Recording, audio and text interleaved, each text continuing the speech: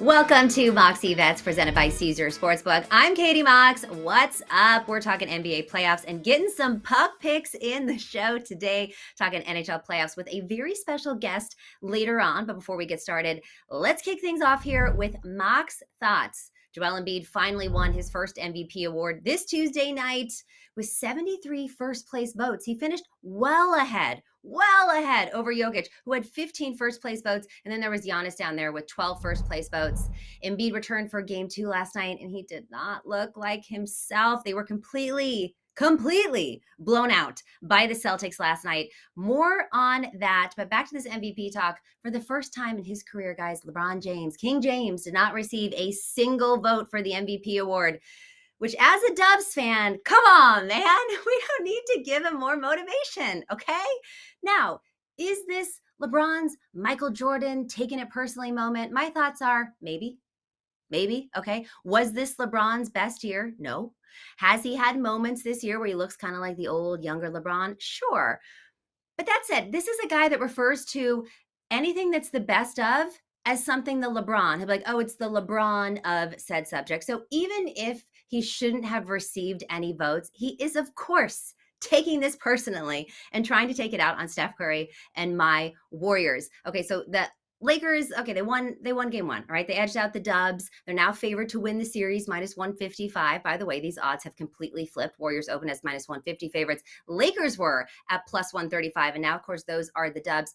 Whichever side you're on as a fan, it's pretty universally thought that this series is going the distance, right? This one's probably going to a game 7. So anytime you can get LeBron James or Steph Curry at plus money at this value of plus 135, you have to take it. Lakers were the better bet before the series started, and now it is a very good time to buy low on the Warriors. Now, I don't bet against my team, so I didn't take this Lakers plus the 135 before it started, but you bet your bottom dollar that I'm hammering the Warriors right now, plus 135 to take the series. All right, let's look at game 2 now. Moneyline Warriors minus 267. Books are saying Warriors are going to have a massive bounce back here. Lakers plus 215. Spread, it was 6. I just looked on my app. It's 7 now. Warriors minus 7. Ooh, that scares me, okay? As a fan, that scares me. It's a huge bounce back spot for the Dubs. Money line, way too steep for me. I do think they're going to do a better job of managing AD, but I'm still not going to lay the 7 points, guys. I'm not doing it. Fourth quarter money line is interesting to me. You can get it Dubs minus 1.5 at plus 110. The Warriors started to heat up in the fourth of the game, right? Okay, so it was pretty neck and neck in the first half. Third quarter, they got killed. Fourth quarter started to come up, got the game within 1 bucket there. And if you think about the way that this happened with the Kings, they were pretty crazy in the fourth quarter with the Kings, especially in that game 7. They were up by a lot, but they just kept putting dagger in after dagger in. And I do feel like the Lakers are similar to the Kings where you can't let your foot off the gas, even if the Warriors come out strong here and they're leading into the half. They're leading on the fourth quarter. You're not going to take your foot off the gas. So at minus 1.5 for this to be the fourth quarter spread, you can get it at plus money. I'm hammering that all day long. Also, y'all, miss me with the Jordan Poole slander, okay? Yes, he had a rough round 1 in this series, but my guy had 21 points, including 6 threes in game 1. He is not the reason the Golden State lost this game.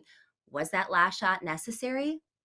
Hard to say, okay? He looked around and Curry was double teamed. Yeah, in hindsight, I feel like he probably wished that he took the time to step into that last 3, but let's not act like he can't make that shot. Jordan Poole over 14.5. Jordan Poole over 1.5 threes tonight. They're juiced, so maybe you add this into a parlay, but put some respect on his name. And Looney, my God, they cannot set this guy's rebound prop high enough. 21 rebounds in the last game, and this is against Anthony Davis. The man just wants it more. Over 13.5 is easy money.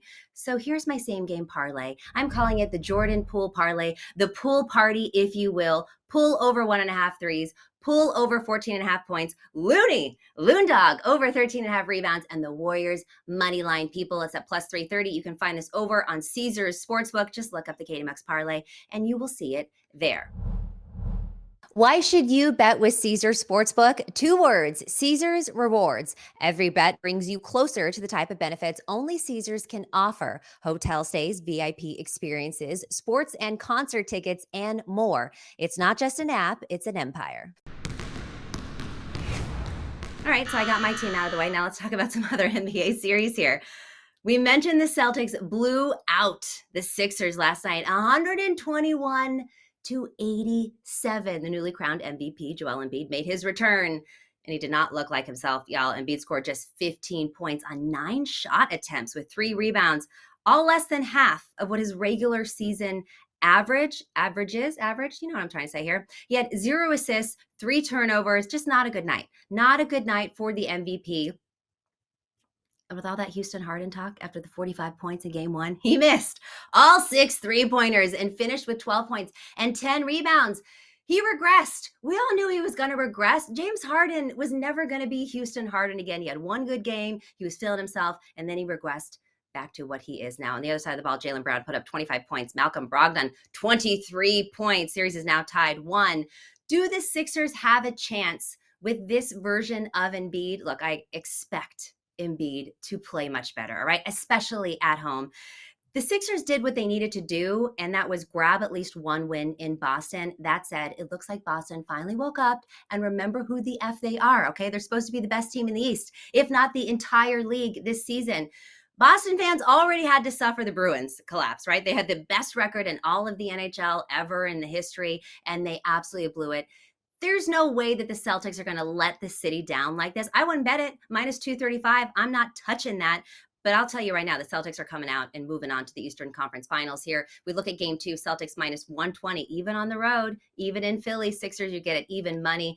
Game is tight, minus 1.5. Public and the Sharps all over Boston here, racking up 96% of early money. If you like the Celtics, grab it now at 1.5. If you like Philly, I would probably wait closer to tip, as this line is definitely going to move in Philly's favor as a dog. I could see it being, Celtics minus 3, minus 4, maybe even up to like a 4.5. So again, if you like the Celtics, bet them now minus the 1.5, because I do see that line moving. All right, let's keep things in the East here. Knicks versus Heat. Series is all tied up, 1-1 after the Knicks barely beat Miami in game 2 without Jimmy Butler. A little scary.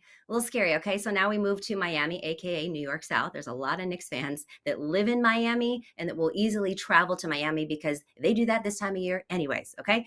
Game 3, Saturday. No word yet if Butler is going to play. Right now, Knicks minus 105, Heat minus 115. Heat obviously the favorite here, but pretty close in the odds. That's the series odds. Series now are Knicks minus 105 to take the series, Heat minus 115. So again, very, very close here. If we look at the next game, Heat minus 165. Heat have been pretty good at home, and they are minus 3 on the spread. This total 208.5. My thoughts on this series, I still like New York. I don't know, maybe it's because I'm a New Yorker now-ish. Maybe it's because I worked at MSG Networks. Maybe I just have a lot of friends. I don't know, but I still like New York to win this. And look, Miami has to overcome so much to win this best of 7. They're dogs, and they will not die, but you got to think that the other shoe is going to drop at some point. I just can't put my money on them without knowing Jimmy Butler's status. You already don't have Tyler Hero. And now, yeah, I know that the Knicks barely won that game, but how long can the Heat stay hot and keep this up? My money is still going to be on the Knicks here. One thing to keep an eye out for in this next game is going to be that turnover battle. Both of these games have been decided by less than 10 points. Game 1, New York had 13 turnovers, which resulted in 22 points for Miami. Game 2, they had 10 turnovers that also resulted in 22 points for the Heat. So the Knicks have to do a better job of taking care of the ball. As far as this next game, I might wait and live bet this and see how many turnovers the Knicks are actually committing before I take them, because this feels like it could come down to the final minute. So watch that turnover battle. I lean Knicks in the series. I can see Miami winning this next game, but again, I'm going to wait and live bet that probably within the game. And finally, the Nuggets. They have a 2-0 lead on the Suns. They play game 3 tomorrow. This is going to be in Phoenix. There are reports that Chris Paul could miss 3 to 5 games for the Suns. The poor thing just can't stay healthy, just like he can't seem to win a ring, a ship, okay? Though there's been no official word from the team if he's going to play, it's leaning like no there. The Nuggets are now heavy favorites to take the series. 2-0 lead, all right, makes a lot of sense. and with the Chris Paul news, but minus 440, don't fire on that, guys. Okay. We missed the boat here. You should have taken the Nuggets like Kenny and I told you to last week. They were at plus 105. That was the time to take the Nuggets. It's minus 440. Don't be a chump. Don't take it. We look at this next game. Suns minus 3.5. They are the favorite here, over under 224.5. Is there any way that the Suns have a comeback in them? No. No. Okay, you heard me. No, I don't think that they're going to come back. Do I think that they're going to squeak out a game at home? Yeah, sure. I think that. But I don't see them evening out the series. I think the Nuggets get one. I think maybe the Suns win this next game and then the Nuggets get another one. The Nuggets are better, plain and simple, and they don't have all of the injury worries. And by the way, they love being the underdogs. They love that nobody's paying attention to them and everybody's talking about Steph Curry and LeBron and that series. They're fine. They're fine with that. The Nuggets are going to the Western Conference Finals, and I hope that it is going to be against my Warriors. I'm going to take Denver here plus the 3.5 in game 3. Even though I think that the Suns can win this game, I still like Denver to cover and keep this one close. Those are my thoughts on the NBA playoffs. The NHL playoffs are also in the second round, and they have not disappointed. For more, let's welcome in our guest. He played 11 seasons in the NHL, won a Stanley Cup, and now you can find him on the NHL Network, MSG Network, and he's also the host of That's Hockey Talk on YouTube, Mike Rupp. Mike, thanks for joining us. Hey, anytime. Anytime we want to talk about hockey, I'm all in. So, yeah, let's do it. So before we get started, you played for the Blue Shirts. You also played for the Devils. What was that series like for you, and who are you rooting for? Oh man, that was a tough one. I actually did not want these two teams to play each other. I got a little bit of a place in my heart for both of them. Um, to be frank and to be honest, I wanted the Rangers to win. I wanted the Rangers to win Yes. because I felt like this was a team that for what they did last year, going to the Eastern Conference Finals, 2 wins away from going to the Stanley Cup Finals. I kind of thought this is their time. But although across the Hudson, New Jersey Devils are that up and coming team that was probably more like the Rangers from last year, a little ahead of Yeah. schedule. So I felt like maybe it's not their time yet, but I knew going into the series, man, this Devils team has been giving the Rangers fits for the last couple of years. Even when the Devils weren't good, they have a speed game that was trouble for the Rangers. And hey, it went 7 though. We got a great series out of it. A great series, the Hudson River rivalry. And you work at MSG Networks. I was there for 1 year. That building is split in terms of the fandom. So I'm sure it was a really fun time in the building. So one of the series that has actually gotten my attention, the Kraken versus the Stars, it was 4-2 Kraken. After the first period in game 1, that game would eventually go into overtime, but Joe Pavelski, my guy Pavs, former San Jose Shark, scored all 4 goals for the Stars. I think he's the oldest player, right, to do that. He's my age, so I'm not really exactly sure how I feel about that. But the Kraken just won't die. They still came out on top, winning in overtime. What do you think of this series? Are the Kraken for real? They are for real. And it's crazy too because this is a second year team, right? An expansion team in year 2. But I think that the misconception sometimes is that because it's an expansion team and because of the expansion draft, people think that they're Yeah. inexperienced. They actually had, I think, coming into this playoff, 750 man games on their roster of Wow. playoff experience. So they're not new in that. They're new together doing it, but they're a group that knows how to play, and they get paid too. They're pros, and they play a Yeah. hard game. I mean, they're pressuring you all the time. They kind of feast off of the turnovers that their opponent gives, and it's basically off of their pressure that they give all over the ice. They set an NHL record this year with 17 players with over 25 points. So they don't have that big Wow. name guy. They don't have the Sidney Crosby, Connor McDavid type name, but they have a lot of players, and scoring can come from throughout the lineup. So I expect this series to continue to be high scoring because that's what they do, and they're actually not that great defensively, so they're going to give up Yeah. some too. And we saw that in game 1. So when you look at these series odds, you got the Stars still the favorite minus 115, and then you got the Kraken minus 105. This is actually pretty tight. It seems like odds makers feel like this could go either way, even though the Stars are favored. Do you think that Dallas comes out on top? I do, and here's where it kind of lies. The difference for me is and you got to put game one aside because he wasn't that Yeah. sharp in game one. But Jake Ottinger, Dallas's goaltender, he's the best goalie left in the playoffs. He's a big boy. We saw him in the playoffs in the past. Like he can get going and really just carry and win games for his team when maybe they don't even deserve it. So I would expect a different Jake Ottinger as the series goes on. I would expect Mhm. more than just one player and Joe Pavelski scoring all their goals. They've got a really talented Ah, hockey club. Jason Robertson, who is actually their best player, young player, he hasn't even gotten going in these playoffs. So I think that's a good sign for Stars fans is that, hey, we're winning and we don't, yeah. we don't even have our best player going yet. So I think Dallas does win this series. I think it goes a long time, though, because Seattle gives himself a chance to win every night. So I think it's going to go probably 7 games. 7 games. So I feel like you think Dallas is going to take this next game. Their odds right now minus 220 money line. Puck line, of course, 1.5. They're favored plus 135. Over and under 5.5 goals. If you had to pick, would you take Dallas to win this game? Are they going to cover the puck line here? Do you think it'll go over? I mean, there were so many goals in that first game. Do you think it kind of regresses more towards the mean and it goes under that 5.5? So I mean, it certainly got that. We just talked about Jake Ottinger having a bounce back, so you would think that it would maybe keep the goals against Yeah, down a little bit, but I don't know if you could do that just by just the click of yeah, your fingers. Like this is a team that can score in Seattle, and Phil Grubauer, their goaltender, for the most part all season and last season hasn't been very good. He's been much better in the playoffs now, but I still think they cover that. I think it's the yeah. over. Okay. I just there's nothing that's screaming to me this is going to be a 2-1 game. So, but that's one of the things that I actually did predict the other day that game one would go into overtime because Seattle's not going to go away. They're not going to Yeah. go away. They're going to battle. So I could see multiple overtime games in this series as well. I feel like Seattle would be what I would equate to the Miami Heat right now. They just won't die. They're not really supposed to be there, but Yeah. they won't die and they're gritty. And yeah, you just can't take your foot off the gas. I like to bet anytime goal scores. Do we think that Pavelski, I mean, obviously he's not going to get four, but do you think he's good for a goal in this next game? Oh man, he's always good for a goal or I at love him. least a great chance.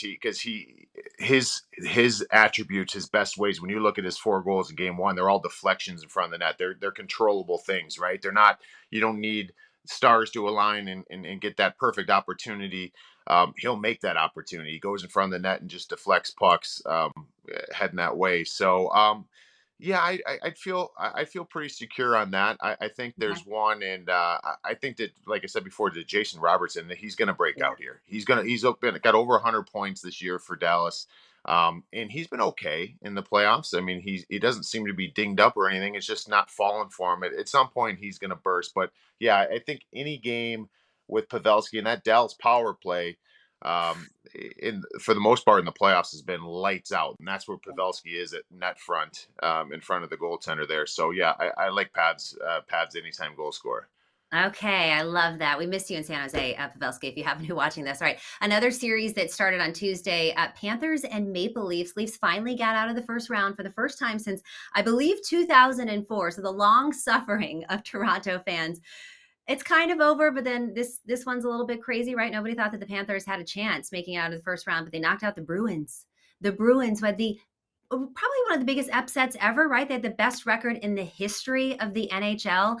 And now here they are, up 1-0 in the series against the Maple Leafs, who, again, got out of the first round for the first time in 19 years. What are your thoughts on this series? Oh man, this is another one too. I mean, the Florida Panthers have been absolutely incredible. Probably my favorite player in the NHL is Matthew Tkachuk, Okay. playing for the Panthers. I mean, he not only has a ton of skill, he agitates the opponent, and he just finds a way to influence every single game, right? So he did that in round one. He's kind of the pace setter for the Florida Panthers, but it's their team again. They don't go away. They forecheck hard. They pressure you. Your defensemen are going to get hit every time they touch the puck, and that makes the defenseman rush plays, right? And your passes aren't tape to tape, and that kind of cuts off or kind of knocks out the knees of the other team's offense.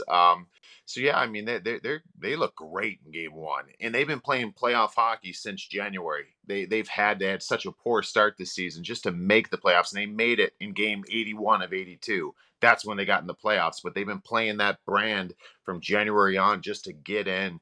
Yeah, they're a team that I don't I don't I can't imagine Toronto not winning game two Ah, just because you can't go back to South Florida down 0-2. But no.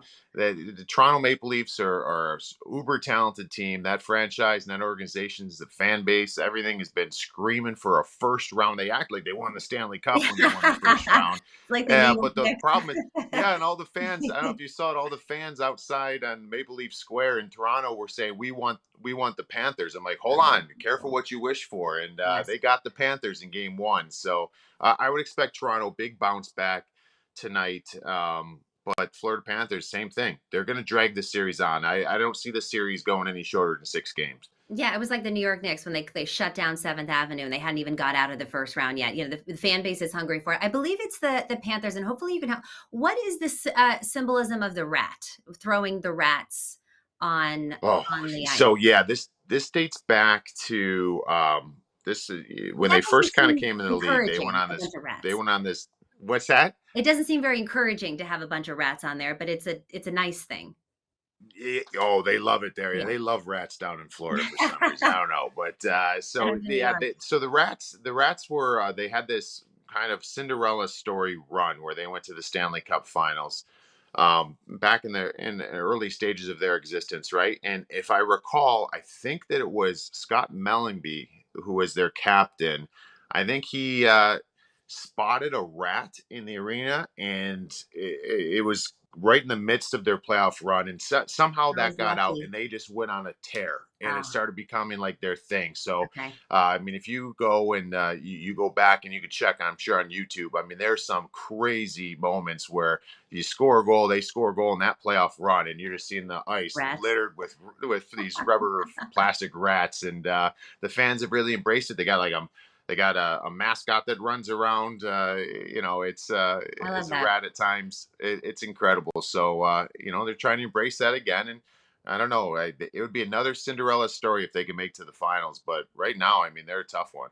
They're a tough one. So if you look at these series odds, Panthers are the favorite, minus 120, and then the Maple Leafs plus 100. It seems like you're kind of leaning that Maple Leafs move on. You get a lot of value there at even money. And if we look at game two, Panthers plus 170. They're the dogs here. Maple Leafs minus 205. So are we thinking that Toronto wins game two? And then, of course, you're leaning on that for the series.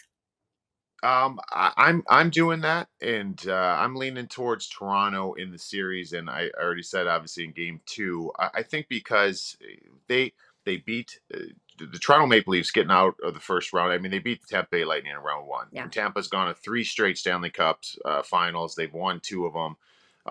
That's been like the measuring stick franchise in the NHL over the last number of years, and they finally won. And they acted like they won the Stanley Cup. I think that emotional Yes. kind of high to going into game one didn't serve them well. It was a little bit of a drop, and I, Mm. I think they find it again. I mean, that place is going to be bumping up there in Toronto, and they're so talented, and quite frankly, it's a must win for them. So I think that they've got to figure this out. I think they win in game two, and they win that series. They're just too talented. Do you think they cover the puck line minus the 1.5? They win by 2 goals? Um, Or is it a one? It's going to be a tight one. Yeah, you know what? I do. I'm feeling that for game two. I'm feeling that for game two. Although the reason why I was pausing is Sergei Bobrovsky, the Yes. Florida Panthers goaltender.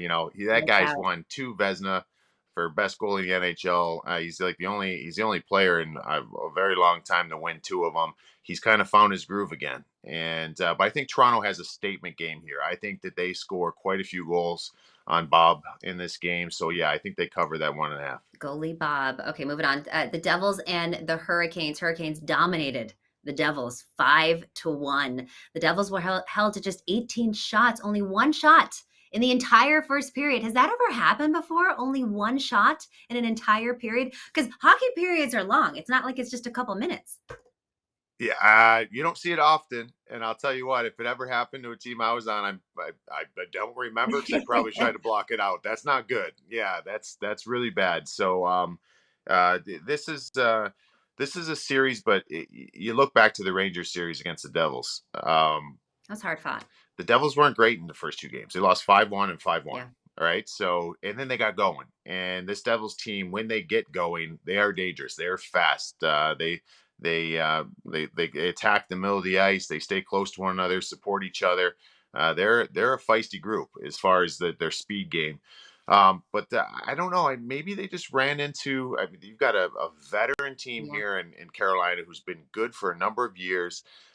They have a pretty substantial way they play too, and they're going to lean on you. So I'm not surprised Carolina won the game. I'm surprised that they held a pretty potent offense to one shot in the first. I think 8 shots total after two. They controlled that game, and it was kind of a drubbing. Yeah. So we'll see if it takes a couple games for this Devils team to get going. But Carolina's they're a little different. Yeah. They're a little different than the Rangers, and they seem like they can handle the speed a little bit better. Yeah, we look at the series odds. Devils minus 140, Canes minus 165. So Canes the slight favorite there. Do you think that the Devils advance here, or do you think that the Canes experience is just going to be too much for the Devils to handle? That's where it gets me is the experience. I'm going to lean towards that. The Devils are one of the most inexperienced teams in these playoffs, and that doesn't always mean everything. But as far as just managing the emotions, that's one thing in the playoff series. Just even a game in the playoff series, there's a swing of emotions. You got to learn how to manage them. You got to know how to keep it kind of even keel, not get too high, get too Yeah. low. I think they're still trying to figure that out. And again, this is the kind of early stage. Big. I love the Devils build where they're at and where they're going. I just think right now you gotta learn by losing Yeah. sometimes in order to win. Hmm. And I think this is kind of where they're at. Okay. All right. So I guess all of our teams are going to be knocked out here in the tri-state area. Finally, Edmonton Oilers and the other expansion team that's doing very well, the Vegas Golden Knights. The Golden Knights took a 1-0 lead in this series despite a 4-goal performance by Leon Draisaitl from Edmonton. What was more impressive to you, Pavs or Draisaitl? I would say Pavs was more impressive because if we remember, like Joe Pavelski got knocked out of game, like literally knocked out in game one against the Minnesota Wild in round one, and he didn't play until round two, game one, and he comes back and we didn't know he's a veteran on that team. He's been around a long time, a big time leader. He comes and scores 4 goals, and you didn't even know. I didn't know if he was going to be healthy enough to even finish the game, or if they're just trying to push this thing along. But so that was a little bit more of a Yeah. surprise. Leon Draisaitl's, I mean, he's the second best player in the world. His teammate Connor McDavid is the Right. best. So they've got the two best players in the world. Round one, they are a very top heavy group, and round one got quite a bit of production from their depth part of their lineup, which I think really helped them. Um, Vegas was impressive in round one, or sorry, game Yeah. one. They Vegas doesn't beat themselves. Like they have a certain way they play. Mark Stone, who is their captain, he's been dealing with back issues all season long. The last couple seasons, he looks good. He's back. He had a great round one.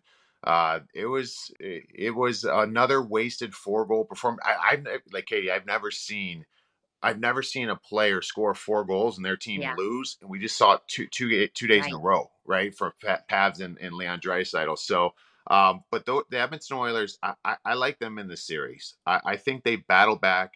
Both teams have a little bit of inexperience, I would say, in the Mhm. playoffs for their goaltending position. So I think that lends to very high scoring games that we're going to see. And Connor McDavid, you got to figure he's gonna win a game outright on his own at some point. Leon's capable of doing that as well. So I've got Edmonton. This one goes long though. I don't see any way this does not go 7 games because this Vegas team. I mean, they're the best team in the West this regular So season. let me just ask you this as a former player. Let's say you score 4 goals and the team loses. Do you look around the locker room and you're like, guys, come on, what more can I do? Help me out here. Yeah, yeah. Like I got my guy. I did my thing. So it's.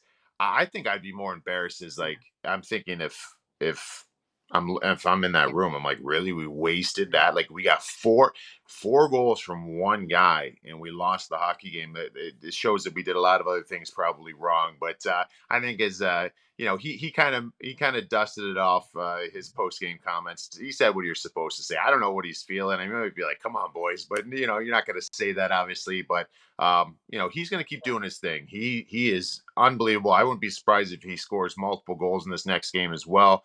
Maybe not four, but they'll get a better effort all Do you around. think that Connor McDavid finally gets a cup this year? I don't. Oh. I don't. I wish I want to see him win a cup, because this is a player that already in his young career is considered one of the all-time greats. I mean, he's mentioned with Wayne Gretzky, Mario Lemieux, Sidney Crosby. I mean, you can go on and on. I mean, he's that good. And the problem is when you start talking about the greats, especially in our world of hockey, people are like, how many cups does he have? How many cups does he have? It's a team game. He is doing everything he possibly can, but everybody knows, just like Alex Ovechkin was probably not considered to be as all-time great until he won his cup in 2018. He got that, so all of a sudden he went from probably being a top 25 of all time to probably a top 7 or 8 of all time, because he got his cup. So I don't know if it's going to happen this year for Connor. They certainly got a great opportunity for it. I see where they're kind of listed as far as the odds of winning the cup at this point. It seems like the road has been paved as far as for Toronto. A lot of people think it's going to be an all Canadian matchup in the finals, and they haven't had a cup since '93. With Toronto and Edmonton possibly going, but I'm sticking with the Dallas Stars. I think this Dallas Stars team, they have the best goaltender left. They've got the best defenseman, probably one of the best decors left, and they've got a loaded group up front as well. And they got a coach who knows how to win and go far in the playoffs. So I got Dallas. So unfortunately for Connor and the Oilers, I don't think they you're get it getting done good this year. value there too. Plus 800, 8-1 for the Stars. Canes are the favorite, followed by the Golden Knights, Leafs, Oilers, Panthers, Kraken. So it's like we're almost going all the way down the board. So you're getting a lot of value there with the Stars. And when's the last time that the Stars won the cup? So the Stars won in '99. And if for anybody that maybe remembers, that was a very controversial win because it was against the Buffalo Sabres, and Brett Hall was Hall of Famer, one of the best American-born players ever played the game, American citizen. Different story. He's got both dual citizenship. But anyways, he is a legend of our game. He was in the crease, and he scored the winner to put Buffalo out. So you talk to anybody in Buffalo, they're like, that shouldn't have counted. That they put an asterisk next to their name, but they won in '99. And a lot of people in Dallas, I've been hearing a lot this year saying, hey, it feels a lot like '99 this year. Well, so you're wearing a green hat too. So, and I'm wearing green. I feel like we're putting the good juju out here actually for the Dallas Stars. We're sending the vibes out. Now, who do you think they match up with? Because you can bet this too. You can bet the exact matchup for the Stanley Cup. So who loses to the Stars?